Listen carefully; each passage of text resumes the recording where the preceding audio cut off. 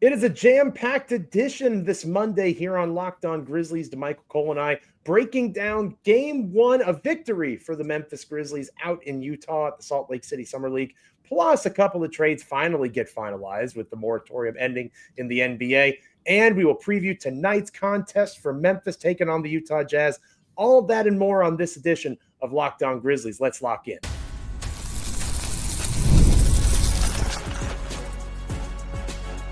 You are Locked On Grizzlies, your daily Memphis Grizzlies podcast, part of the Locked On Podcast Network, your team every day.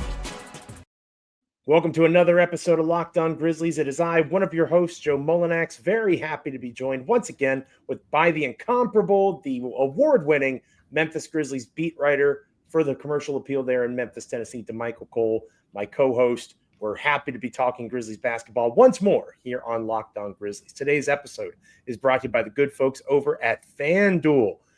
Right now, new customers can get $150 in bonus bets when your first $5 bet wins. We are free and available wherever you get podcasts. As proud members of the Locked On Podcast Network, your team each and every single day. Like, comment, rate, review, subscribe on Apple, Spotify, YouTube, Google, Amazon. Literally anywhere you get a podcast, you can hang out with Damichael and I each and every time that an episode drops. Hopefully, you're an everydayer by now, spending time with Damichael and I, getting to know us on a personal level, as personal as you can in our little corner of the internet. I appreciate everybody that apparently we were the spot to be on the 4th of July, partner. We had a really good day over on the old podcast. I saw that I'm going viral on TikTok. I do not have a TikTok account, nor do I ever plan on having a TikTok account. But people love wrestling references. I don't know how up to date you are on modern day WWE, but my son's current favorite is Penta, and I shouted out Cero Miedo, Zero Fear, talking about my boy Small, and that seemed to be popular. People think I'm very cool, Damichael. People think I'm pretty. I'm with it. I'm hip, as the kids like to say. Obviously, that is not the case, but I digress. I haven't said that one in a while, by the way. It's been a while since you digressed. I've tried to wean myself off of it, but digressing happens sometimes. Grizzlies win Game 1, and we want to stress here that the actual winning of a Summer League basketball game is not really what matters, right? And they could lose every Summer League game, and as long as the guys that need to look good, feel really good about what Memphis is doing in their Summer League journey. And obviously the Grizzlies won, and the other part of it was also true. The guys, in my opinion, that are most important this Summer League, Jaylen Wells, Cam Spencer, G.G. Jackson. Jaylen Wells looked very much like a guy who, if they shut him down for the rest of the summer, I would be okay with it. He was a dominant force on both ends of the court. Cam Spencer should continue to play, right? There's no reason to shut him down. But he looked good, what you would expect from an actual NBA player, end of rotation type. G.G. Jackson was my biggest takeaway, partner. I was really impressed with him being a physical force. And I posted this on X. You and I, for over a year, have been talking about this idea of G.G. Jackson being more of a 4 than a 3, a 4 that can play the old school small forward position. But he's more of that combo big forward than he is a combo wing. And obviously, we're learning about Isolo, how he's going to use this talent that he has. G.G. Jackson technically started at the 4 against Oklahoma City. And while there were still some issues defensively, he looked good, I thought.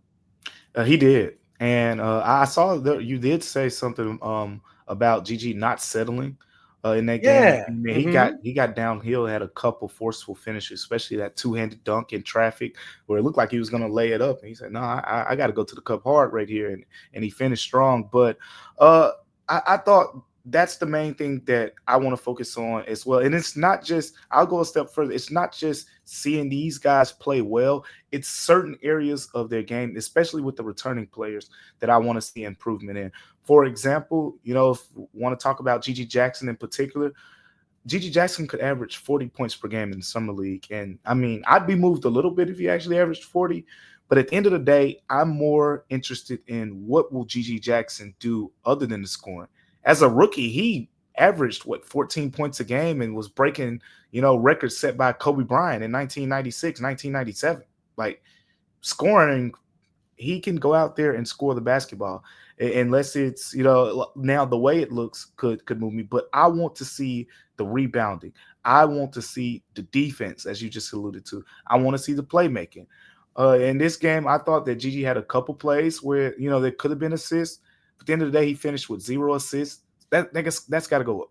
That's a number that I'm focusing on because he's going to score, especially against these guys. But as we know in the NBA, the best of the best players, when Jokic has a game where he shoots 8 of 24 from the field, he still can be the most dominant player out there because while he's shooting 8 of 24 from the field, he's getting you 15 rebounds and 12 assists in the same process with a couple steals mixed in there. The same thing could be said about LeBron James. The same thing could be said, about pretty much any of the best players, Giannis Antetokounmpo, even Shai Gilgeous-Alexander, when he isn't, scoring from the field as much, he's going to get to the free throw line, and he's also going to get you some steals and some blocks. That's what I kind of want to see. So as we get through the rest of Summer League and Gigi Jackson's playing scoring, yeah, that's cool, right?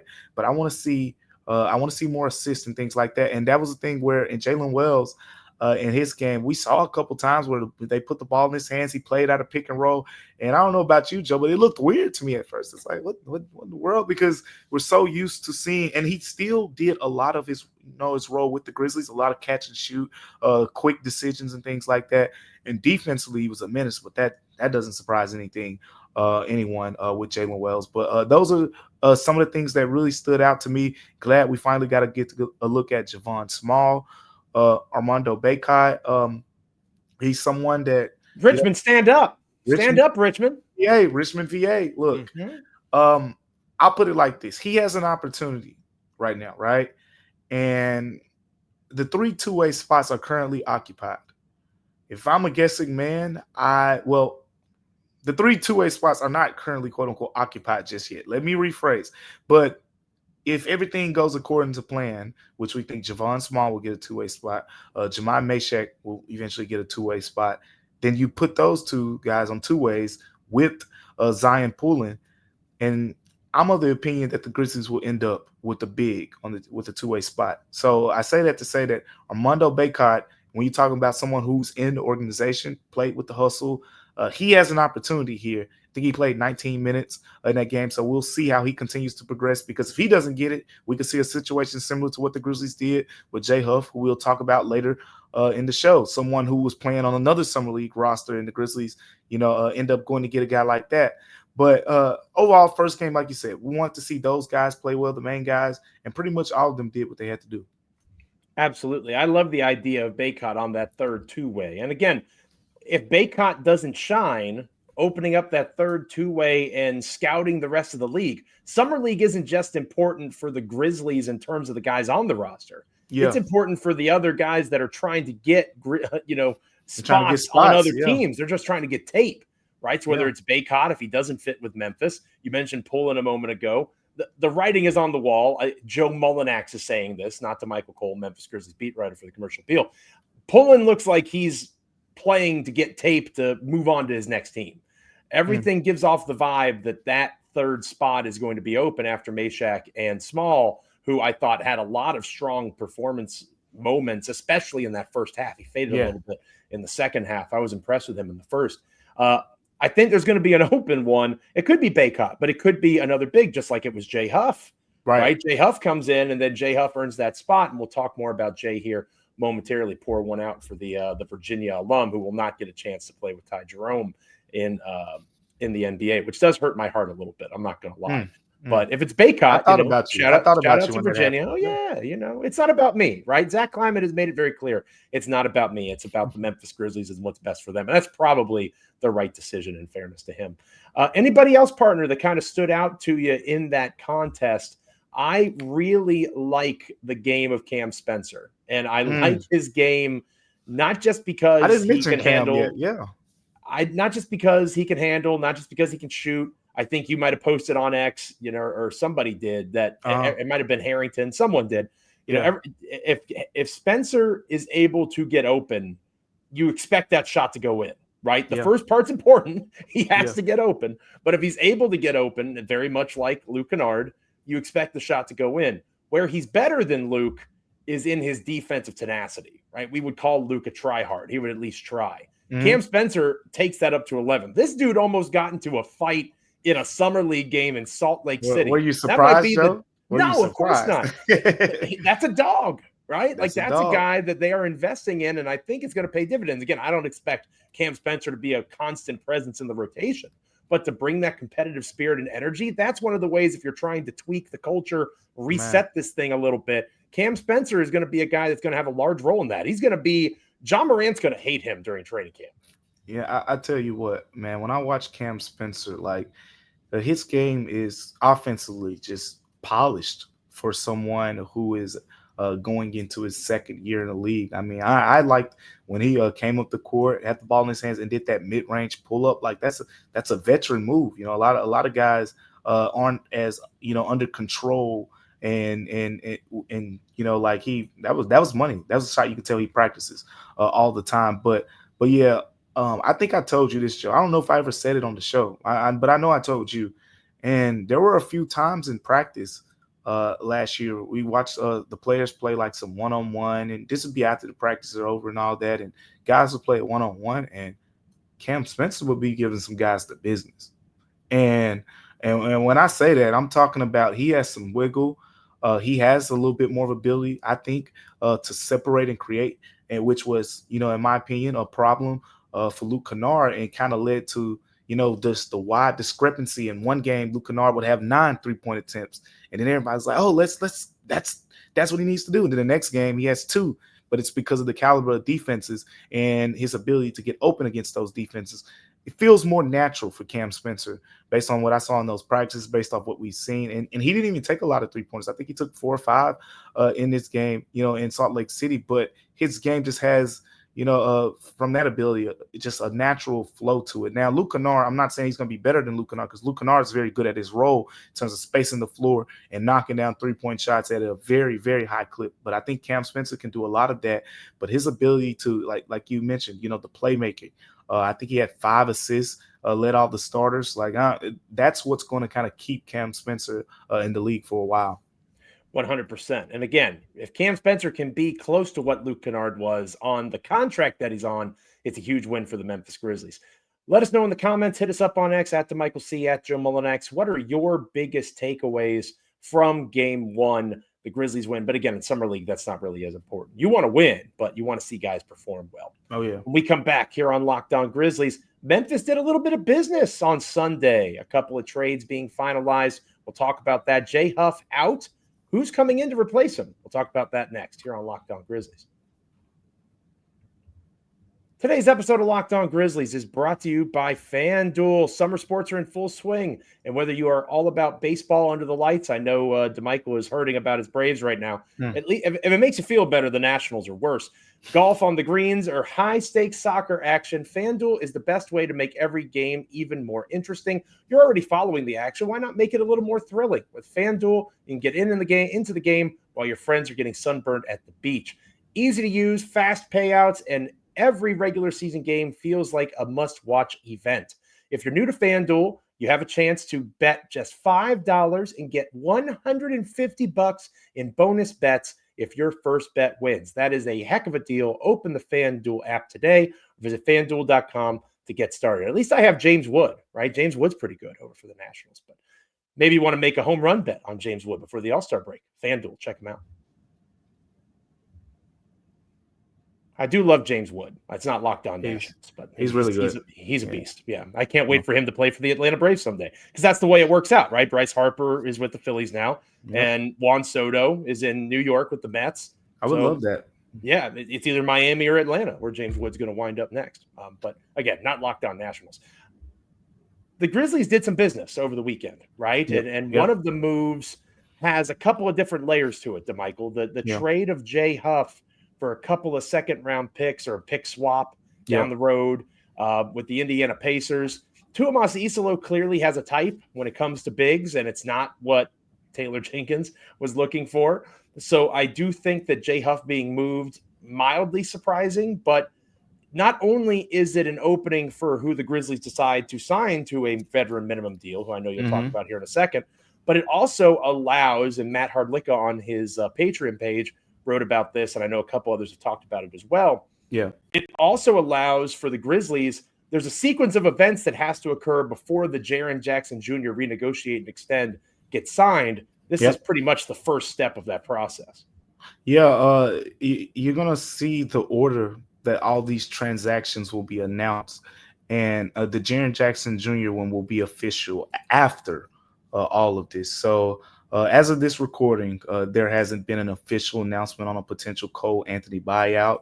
There hasn't been official announcements on, Santi and Cam Spencer and these things, but these things will start to kind of flow in eventually. But the way they're going to be lined up is going to be around Jaren Jackson Jr.'s contract, because that is the one that, of course, needs the most work. But of course, the Cole Anthony buyout or whatever ends up happening there will be the most important factor into that part. But getting to Jay Huff, here's the thing. We've been talking about on Locked On Grizzlies, the idea of the Grizzlies adding another big, right? And one thing that I've said over the past 2 to 3 weeks, even going back to when we were going through the draft process, is that to me, just the big man conversation from a depth standpoint isn't as much of an emergency to the organization as it is to the fan base. You've seen people say, "Oh, they need another big. They need another big." I think depth-wise, and you can argue with this or disagree with it, but I think with adding Jock Landale, we'll see if they add another big. But I'm not, expecting them to go out and double up there. But it's very much possible. But to your point, this is more of the big that's kind of complementing the roster in terms of what they need. For example, when we used to talk about Jay Huff, I like the shooting, right? But at the end of the day, there's a lot of redundancy with him between Santi and Jaren and those guys. And we talked about they need another physical big. Well, guess what? Jock Landale. If he ain't anything else, he's a guy who's going to be physical. He's rugged. He's going to set some hard screens. He's going to finish around the rim. He can step out and shoot it a little bit. He's not going to shoot it like Jay Huff, but he has that capability. He got some really good minutes on that Rockets team. He got some really good minutes on the Phoenix Suns when they were, I think, the 1 seed that year. So he's played in some really good situations. I'm looking forward to seeing, how Isolo kind of uses him, because I don't think he'll be the starter. I mean, I could be wrong. I think at this point Brandon Clark will probably end up starting if we're looking at, Zach Edey, Jaren Jackson Jr. missed the beginning of the season, whatever the case may be, and Jock Landale will be that backup big who can rebound the basketball, right? Who can set those hard screens, and those have been the things that we've talked about. If the Grizzlies go out and get another big, this is pre-Jock Landale, we're saying it had to be someone with a different game. Jay Huff, just like Santi, just like Jaren, in different ways, but he wasn't a great rebounder. He was more of a pick and pop guy, and his screen setting numbers weren't great. You can say the same thing for Santi. You can say the same thing for Jaren. So there's a lot of redundancy there. At the end of the day, you needed a different type of big. You needed a big who, guess what? Landale might not shoot it like Santi and Jaren, but he can set better screens. He's going to be rugged. He's going to rebound the ball better. So at the end of the day, it's a different big. We'll see if they should add more to that. But I think I like this move for what Thomas Isolo wants to accomplish with this team. Very limited chance that Landale is a starter. I do want to stress that. I don't see that either. I'm with you. I think that he is a guy that comes in and he sets those screens. He's a rebounder. He is a mini Zach Edey, right? Like that's what he's going to be. And I think that as this roster gets reshaped around Tuomas Isolo and what he wants to do offensively, Huff being moved on from is not, again, it's surprising, but not surprising. I think that the biggest piece of this to me is a compliment to Zach Kleiman, who I'm often hard on. Yeah. This is a good bit of business, right? Jay Huff with the Summer League signing. This is a guy that you brought in on a two-way this past, just literally a year ago. And that turned into a second-round pick and a swap down the road. That's a good bit of business. And I think that is it's something that in the moment, it's a blip on the NBA radar, and maybe it remains that way, right? Maybe it doesn't ever manufacture or come to something else. But that could be a second-round pick that sweetens the pot on a trade deadline deal that Memphis really wants to do. Or there's a guy that they really want to get up in the 2026, 2027 NBA drafts. and they can use that as an asset to get up and get their guy. That it may never be something, but it is another chance for them to be able to do the things they want to do. And it was because they scouted Summer League effectively. And there's no reason they can't do that again. This is a good reminder of that. Yeah, 100%. And that is one of those small little things as a GM that you get some kudos for. I mean, he got J Huff off the street and was able to flip it, into gaining some assets and then potentially getting a center who you really need, for this roster now. But that wasn't the only trade, Joe, that the Grizzlies, that I guess you could say is official on the Grizzlies side as of this recording. You're exactly right. And we'll talk about the other trade and how that might be relevant to tonight's contest against the Utah Jazz coming up next here on Locked On Grizzlies. Stick around. Welcome back to Locked On Grizzlies. I am Joe Mullinax, joined by my co-host, Damichael Cole, Memphis Grizzlies beat writer for the Commercial Appeal there in Memphis, Tennessee. The incomparable Damichael Cole, the award-winning Damichael Cole, the soon-to-be traveling to Las Vegas Damichael Cole. Very excited for you, partner. There's a text thread of Locked On NBA hosts, and you said you're going to be there almost a week. Oh man, I'm very nervous for you.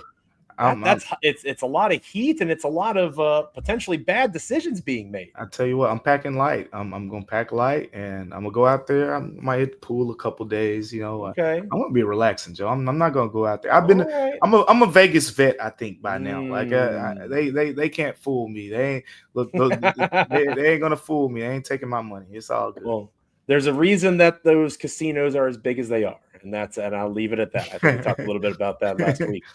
You mentioned earlier in the show that it wasn't the only trade, the J Huff transaction. The other trade was for Jemai Mashak. And look, I've learned how to pronounce his name. He got it. Everybody, he's got it. Yeah. Jemai Mashak. Shout out to Grizzlies PR for sending along pronunciations.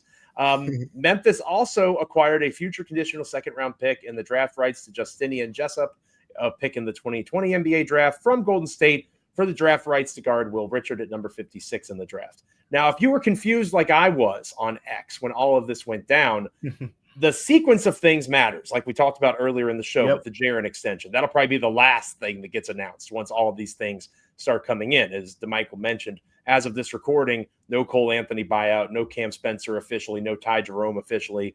The sequence matters for the Grizzlies to maintain their financial flexibilities.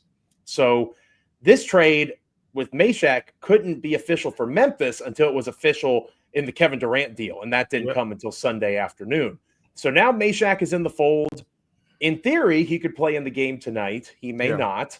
To me, it would make more sense if he plays in the finale, because you'd imagine if G.G. Jackson play, if Wells plays, if Spencer plays, those guys won't play in a back-to-back in Utah, right? Like that doesn't make any sense. They'll eventually make their way to Vegas and move on to the next part of Summer League. So to me, Mashak's debut, whether it's tonight or tomorrow, is fascinating to watch unfold. You stole my thunder a little bit earlier in the show, and I wasn't going to say anything because you're my partner and I love you. Yeah. But you mentioned how, I won't use the word disappointed, you noted that Gigi didn't have any assists, and that was absolutely going to be my thing to watch, assuming that Gigi plays tonight, right? Assuming that he's in the game out there for the Grizzlies. Because again, they might go half and half to try to be as competitive as they can be. It'll be interesting to see how Isolo does this. Assuming Gigi plays, the assist number has to go up. His facilitation has to be better. One of the things that was most promising about Spencer and Gigi and Wells' performances, not much of it was forced. It felt very in the flow of the offense. But the one guy, if you want to say one of them did force some things at times, it was Gigi. So making those decisions in a better flow of the offense, finding the open man, they're going to acknowledge him as a tremendous offensive weapon, as a scorer. Every defense in Summer League is going to say, got to stop that guy. You're going to see doubles. You got to move on, and you got to find ways to get the ball to those open guys. Getting that vision up for a guy in G.G. Jackson, I think he still might be the youngest guy on the Summer League roster. Oh, there's no think. He's by 15 months. Like, it's not even close. And he's going into his third NBA season. So I want to stress this guy is still a work in progress, but we have to see that progress. I'm not going to be burned twice to Michael Cole. I'm not going to go into the preseason saying this is my guy. if he's not able to start showing facilitation growth.